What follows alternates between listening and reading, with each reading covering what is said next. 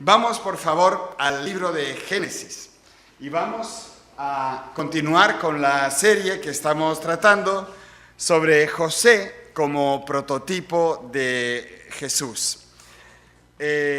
Vamos a leer, en primer lugar, los versículos del 1 al 6 y veremos que el estudio de esta tarde, el mensaje, tiene que ver con la humillación. Y cuando estábamos antes cantando esto de quebrántanos, Señor, quebrántame, pues claro, a mí se me vino el mensaje enseguida a la mente, porque muchas veces lo he dicho, ¿no? De que a veces cantamos algo así como quebrántame, pero cuando el quebrantamiento llega, eso es harina de otro costal, ¿no? Y no es precisamente lo que más nos guste ni lo que le pediríamos al Señor.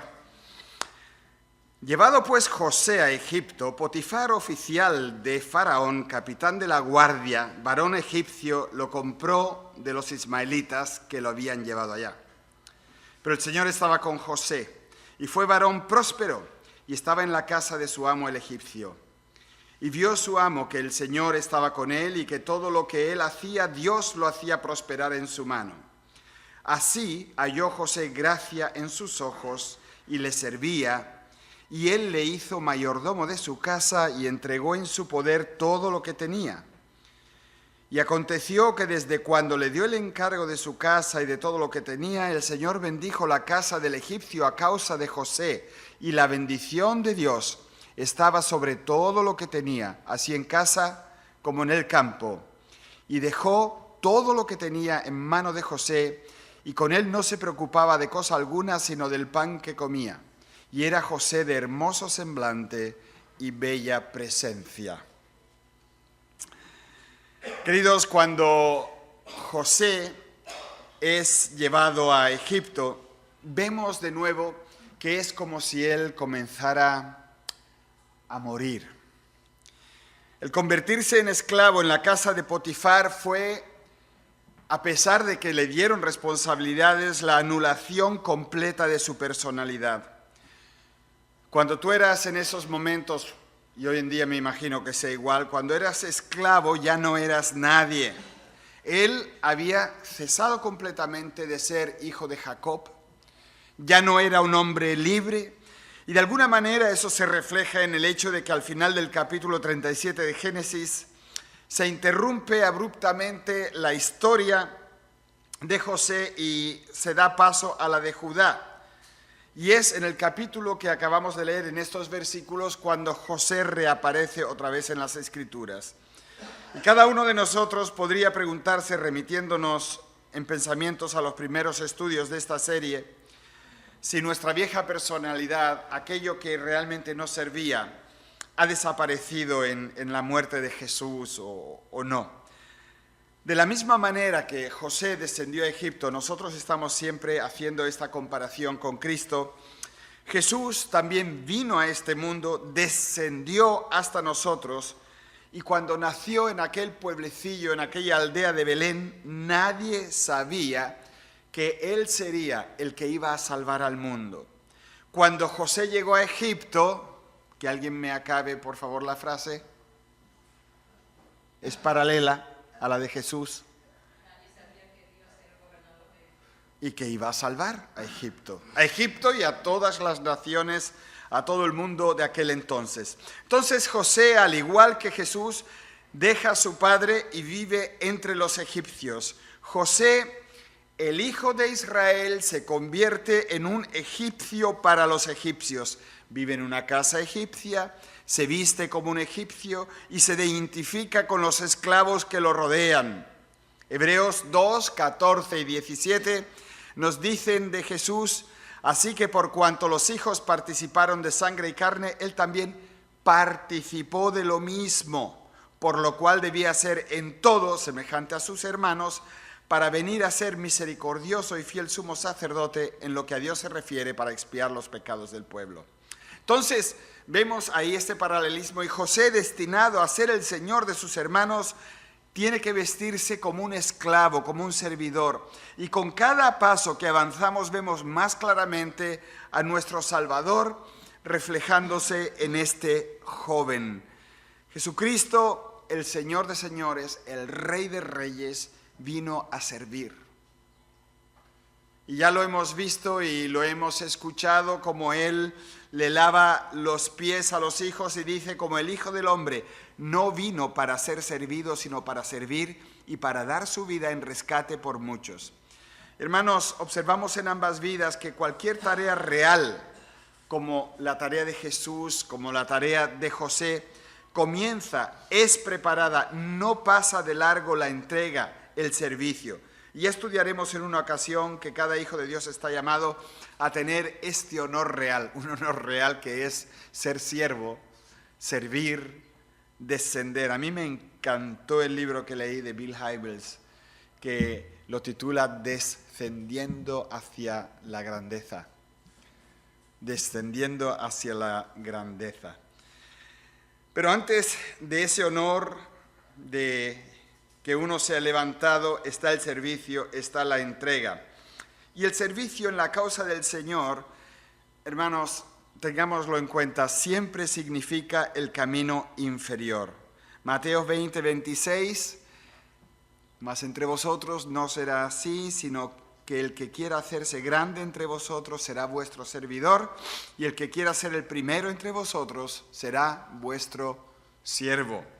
Entonces, aunque ya casi conozcamos el texto de memoria, no podemos pasarlo en estos momentos por alto en Filipenses 2, a partir del versículo 5, cuando hablamos de la exaltación y de la tremenda humillación de Cristo. Ahora encontramos a José humillado, degradado, abandonado, y nos preguntamos, y a pesar de todo, feliz. Fijaos por favor en el versículo 2, que nos dice, pero el Señor estaba con José, y fue un varón próspero. Había algunos motivos por los que él podía sentirse bastante infeliz, pero había también motivos de gozo que superaban lo negativo que lo rodeaba. Y yo quiero ver, que veamos los motivos que podían ser para él de tristeza. Nadie lo entendía en aquel país. Y estaba solo. Pero también había, como he dicho, motivos de gozo que superaba eso negativo. Y era su hermosura, que es la belleza exterior, y su testimonio, que es la belleza interior que él tiene. Y vamos a ir dando pasos viendo estas 4 propiedades. Nadie lo entendía en aquel país. Yo me imagino que los hermanos que han venido aquí de inmigrantes saben lo que significa que no los entiendan. ¿A ti te ha pasado alguna historia, hermano? Muy poco. Lo pillaste rápido el español. Pero cuando tú vas a Alemania y tienes que pillar el alemán no se deja pillar. Igual que una hermana nuestra de la iglesia que confundió 2 palabras. Huevo se dice en alemán Ei. Y entonces ella pues pensó, varios huevos sería Eis, ¿no? Le meto una S detrás como en el español. Y entonces una vecina una vez le dijo que iba a comprar Eis y ella entendió huevos. Entonces le dijo, pues nosotros con huevos hacemos con Eis, ¿no? Huevos, hacemos tortillas, lo freímos. Y le dijo 40 cosas que se hacen con los huevos. Y la pobre alemana la miraba porque Eis en alemán es helado. Entonces dice, ¿cómo los españoles, cómo mezclan el helado con patatas fritas y se lo comen? ¿Y cómo lo pasan por la...? Pero para que se compran Eis, ¿no? Y ella pues entendía huevos. Mira, yo ahora lo sé, pero en ese momento no lo sabía. Cuando yo llegué a la primera escuela en Alemania y me senté allí en una esquina, la gente me decía, ¿tienes calor? Y yo decía, ya. Yo no sabía que me estaban preguntando eso. Entonces abrían la ventana y yo casi me moría de frío. ¿Tienes frío? Ya. Entonces pues cerraban la ventana. Y al final lo captaron y me decían, ¿tú eres idiota? Ya. Entonces, es difícil cuando uno está en un lugar y nadie te entiende, nadie sabe de lo que va la cosa. Y aquí, cuando José abría la boca, la gente sacudía la cabeza y no lo entendían. Y yo creo que la incomprensión de los que lo rodeaban fue también uno de los motivos de sufrimiento de nuestro Señor Jesús cuando estuvo entre nosotros. Nadie entendía propiamente su mensaje. Los religiosos lo tergiversaban, sus palabras, sus pensamientos. Cuando, por ejemplo, dijo, destruid este templo y yo lo reconstruiré en 3 días. Blasfemia, blasfemia, está diciendo que echemos abajo el templo. Tampoco sus discípulos, que tanto tiempo pasaban con él, lo llegaron a comprender. Y es fácil captar el dolor de Jesús cuando tiene que decirle a Felipe, Felipe, tanto tiempo estoy con vosotros y aún no me conoces. El pueblo que él quería salvar lo malinterpretaba a cada paso y no nos extraña que Jesús tenga que decir, viendo no ven y oyendo no oyen ni entienden. Ni siquiera su propia familia, incluyendo a su madre María, lo entendían. Sin embargo, a pesar de toda la incomprensión que encontraba a cada paso, el Señor Jesús era capaz de rebosar de gozo. Lucas 10:21, ahí leemos, en aquella misma hora, Jesús se regocijó en el Espíritu y dijo, yo te alabo, oh Padre, Señor del cielo y de la tierra. El Señor, dentro de toda la incomprensión, dentro de que nadie lo entendía, tenía un gozo especial con el Señor. Y José, que vemos aquí, era el extranjero total en Egipto, pero el Señor estaba con él. Y sabéis, cuanto más se identifique nuestro corazón y nuestros hechos con las cosas del mundo, cuanto menos extranjeros seamos, cuanto más nos entienda el mundo que nos rodea, más lejos vamos a estar del Señor y por lo tanto más lejos vamos a estar de este gozo que sentía el Señor, de este gozo que el mismo José también experimentaba. Cuanto más atados estemos a Egipto, más frío estará nuestro corazón frente a nuestro amado Señor. Hermanos, tenemos que ser cada vez más conscientes de lo que Dios nos dice por medio de Pablo en Filipenses 3. Dice, nuestra ciudadanía está en el edificio negro. Es que cuando hablan de ciudadanía, todos los hermanos en la iglesia van al edificio negro, que ahora es blanco, o la oficina no sé qué de la policía, no sé cuántos, extranjería. Queridos, nuestra ciudadanía está en los cielos. Y ahí está la fuente del gozo de nuestro Señor. Él era el perfecto extranjero, el incomprendido por excelencia, pero él se regocija en el Padre porque su ciudadanía no estaba aquí. Y a veces desprendernos de las cosas que el mundo nos ofrece parece algo duro y hasta a veces incomprensible, pero cuando nosotros nos aligeramos de las cargas que el mundo nos quiere imponer, nosotros vamos a sentir mucho más las bendiciones del mundo venidero. Mirad, hermanos, hoy vino alguien a la iglesia, un hermano por el que estamos orando mucho, Rafael. Rafael es el típico creyente, o era el típico creyente que, hola hermano, hola tío, ¿cómo estás? Oye, pues bien, en la lucha, y el trabajo, pues mira, así, asao. La cuestión es que él era un hombre tan normal que tú no sabías ni siquiera si creía o no creía. Porque sí, cantaba, pero nunca nada especial. Y lo pilló este cáncer de sangre. Un cáncer terrible y todavía está vivo. Yo creo que es porque la iglesia está orando por él. Pero él me decía, hoy dice, Natanael, esta enfermedad ha sido una bendición. ¿Una bendición? Sí. Dice, mira, me he dado cuenta de las cosas que no valen nada y de lo que vale de verdad. Y ahora estoy orando mucho para que el Señor vuelva pronto o para que, si Él quiere llevarme a su presencia, oye, alabado sea su nombre. Y yo lo estaba escuchando y digo, ¿este es Rafael? Me ha pasado el sorpaso, me ha hecho el sorpaso. Me quedé asombrado, queridos. ¿Cómo ha aprendido a decir, mira, las cosas de este mundo, porque ha estado tan cerca ya de ver al invisible, que las cosas han cambiado? Yo creo que en nuestro caso, si nosotros nos vamos desprendiendo de los valores que el mundo ha intentado inculcarnos y nos acercamos al invisible, y las cosas del mundo ya no son tan importantes para nosotros, nuestra fe da un salto cualitativo tremendo, queridos. Así que la cosa está clara. Si nosotros nos acercamos a Jesús, cueste lo que cueste, apenas vas a ser comprendido por tu familia, por tus conocidos, tus amigos ya no te conocerán y tus colegas se quedarán asombrados.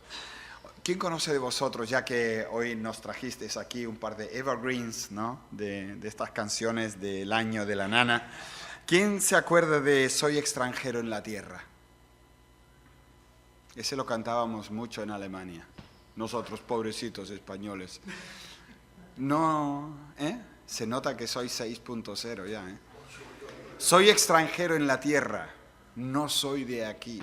Y luego se comienza a describir el viaje, ¿no? Pero contiene una profunda verdad.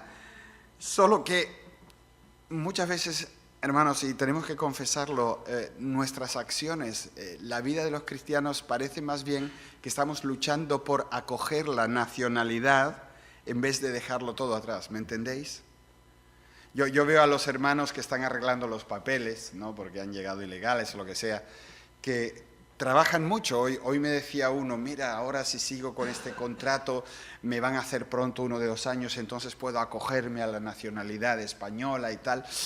Pero en el sentido espiritual muchas veces se hace así, nos acogemos a la nacionalidad, a lo que da el mundo y no tenemos la vista puesta en lo que está más allá. Así que dice la Biblia en Hebreos 13:14, no tenemos aquí ciudad permanente, sino que buscamos la porvenir. O 1 de Pedro 2:11, amados, yo ruego como a extranjeros y peregrinos que os abstengáis de los deseos carnales que batallan contra el alma. En la medida en que nosotros busquemos la comunión con el Señor, nos vamos a sentir realmente extranjeros en nuestro estilo de vida, en nuestras metas y contenidos. ¿Sabéis que a mí casi siempre me dicen que soy alemán? Menuda pinta para ser alemán. Negro como un tizón cuando me da el sol. La cabeza redonda y no cuadrada como mi mujer. Español de verdad. Yo soy un español de verdad. De verdad, no sé cuántas generaciones ya. Ni siquiera, hermana, tú yo sé que eres árabe, ni siquiera sangre guanche, ni eso tengo. Es decir, que soy de pura cepa, a pesar del Frugoni, pero no os voy a contar la historia del Frugoni porque ni me lo creeríais. Pero yo creo que la gente me tiene por extranjero por otras cosas. Soy puntual. Soy puntual, porque yo no abuso del tiempo de otra gente. Digo la verdad, por eso me dicen que tengo la cabeza cuadrada. Pues no están acostumbrados. Pago mis impuestos. Mira por dónde, ¿de verdad? ¿Todos? Sí, eso es porque eres alemán. Porque si fueras español no harías eso. No. El halo de extranjerismo que muchos cristianos tenemos es porque no somos de aquí. No somos de aquí. Y vivimos unos valores y unas cosas que la gente no es que crea que somos de otro país, de la Unión Europea. Se creen que somos marcianos. Todavía nadie me ha dicho que soy un marciano, pero se lo han pensado. Así que, queridos, nadie lo entendía. Si a ti tu familia no te entiende, si la gente no entiende lo que tú estás haciendo, si se quedan asombrados, glorifica a Dios. Yo creo que vas por el camino correcto o tienes una esquizofrenia. Bueno, yo lo digo, ¿no? Porque, ¿me entiendes? Hay algunos raritos también. Pero yo estoy hablando de esa comunión con Cristo, de esa búsqueda del Señor que realmente te lleva a ser y a hacer cosas diferentes. Nadie lo entendía y también dijimos que él estaba solo y él podría haberse sentido infeliz por eso. Pero leímos antes la frase de 39:2 que el Señor estaba con José. Y en Génesis 37 no se nos dice por ninguna parte que el Señor estuviese con él, pero en esta situación tan terrible, en ese callejón sin salida, en ese desconsuelo tan profundo, al ser un esclavo, se nos dice que el Señor estaba con él. ¿Por qué? Porque a José ya no le quedaba nada en lo que apoyarse, ni padre, ni hermanos, ni su túnica de colores, ni su orgullo, nada de nada. Estaba solo, estaba abandonado, era odiado, a merced de fuerzas que él no dominaba, vendido, pobre, pequeño, miserable, y ya ni soñaba. Ya él no tiene sueños. Eso es terrible, ¿verdad? Cuando tú ves tu vida en los sueños y ves ya cómo se va a hacer y de repente estás en una situación que se te acaban los sueños y las ilusiones, eso es tremendo. Pero justo en esa situación, cuando todo parece que está por tierra, vemos esta frase escrita de que el Señor estaba con él. No sé si te sientes solo, sola, si se te han ido todos los apoyos. Entonces, fíjate, por favor, y busca el momento y la situación donde tú puedas decir, pero el Señor está conmigo. El Señor está conmigo. Yo creo que si diese ahora posibilidad de que dieseis testimonio, de que pensaseis en momentos donde parecía que estabais solos y de repente aparece el Señor, más de uno diría, yo lo he experimentado, yo he sentido al Señor, yo lo he visto, ¿no? El hecho de que el Señor estuviese con él le daba a José la certeza de que él estaba viviendo dentro de la voluntad de Dios. Y de alguna manera, José yo creo que estaba entendiendo que ese era el camino de Dios para su vida. ¿Os acordáis de lo que él le dijo a sus hermanos en su momento? Cuando se quedaron, ¡ah, es José! ¿Nos va a cortar la cabeza?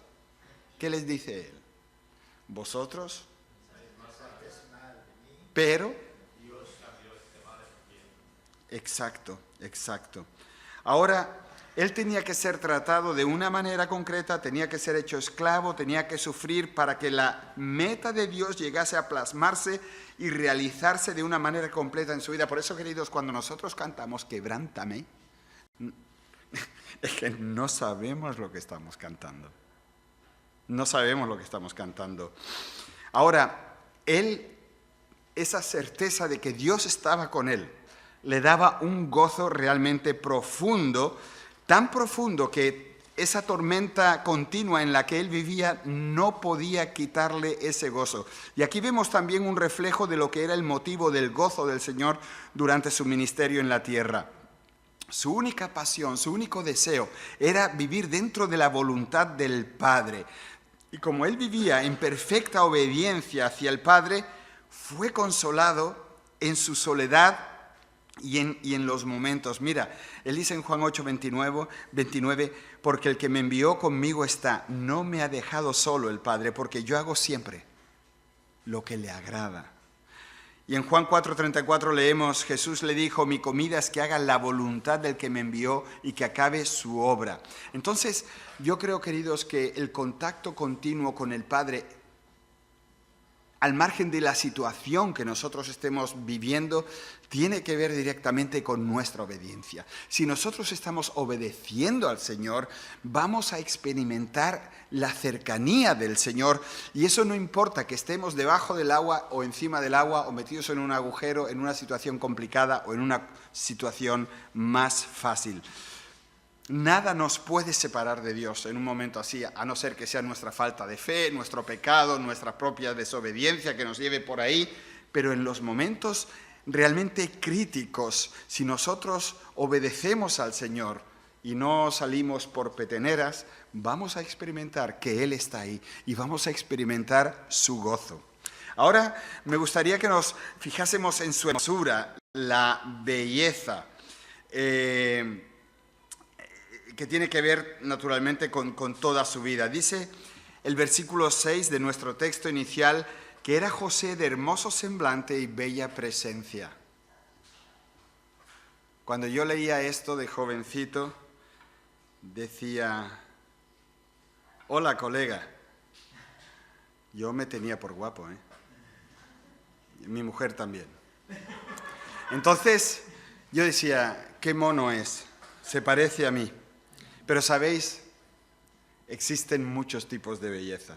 La externa, que en su momento deja de ser, ahora nadie me diría guapo. Gracias, mi amor. Se nota que tu visión está menguando. Y también existe una belleza interna que es algo que no desaparece, sino que realmente en nuestras vidas puede ir profundizándose más y más. En nuestro Señor Jesús, según lo presenta el profeta Isaías, fijaos que dice, no hubo parecer en él, ni hermosura.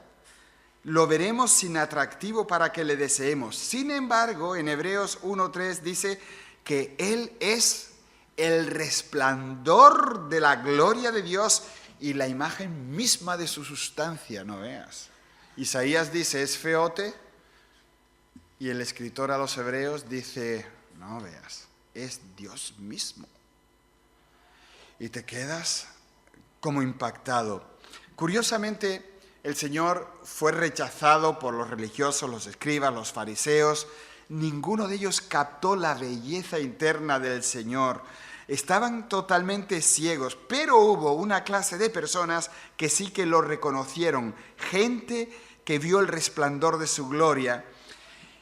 ¿Y sabéis quiénes fueron? La gente que se reconoció como pecadores y se quebrantaron delante de Él.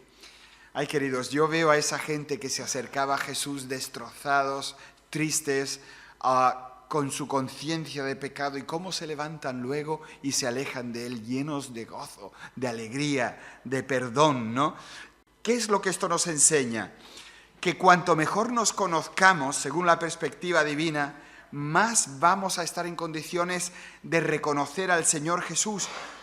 Porque en la medida en que nosotros le confesemos nuestras miserias interiores, Él nos va a ir transformando a la imagen de aquel que nos creó. Nos vamos a ir pareciendo cada vez más a Él. ¿Entendéis? Cuando nosotros nos negamos a acercarnos a Él con un corazón contrito, humillado, lleno de la sensación de pecado, pues tú ahí y yo aquí. Pero si nosotros nos acercamos a Él, ¿qué es lo que recibimos de Él cuando vamos así?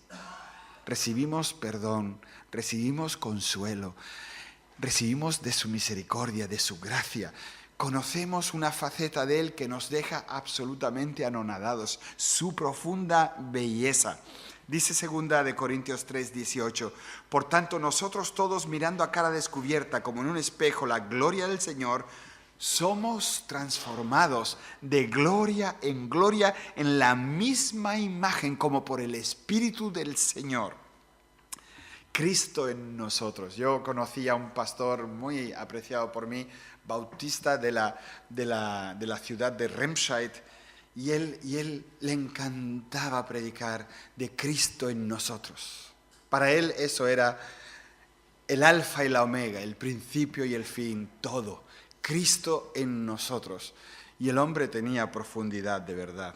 Pero eso no es una belleza externa, sino algo que se capta de alguna manera diferente. José podía haberse pasado toda la vida con cara de malos amigos, pensando que su pasado jamás volvería, ¿no? Yo no sé, queridos, muchos están como enganchados en el pasado. Antes fue mejor, antes, hombre, es que antes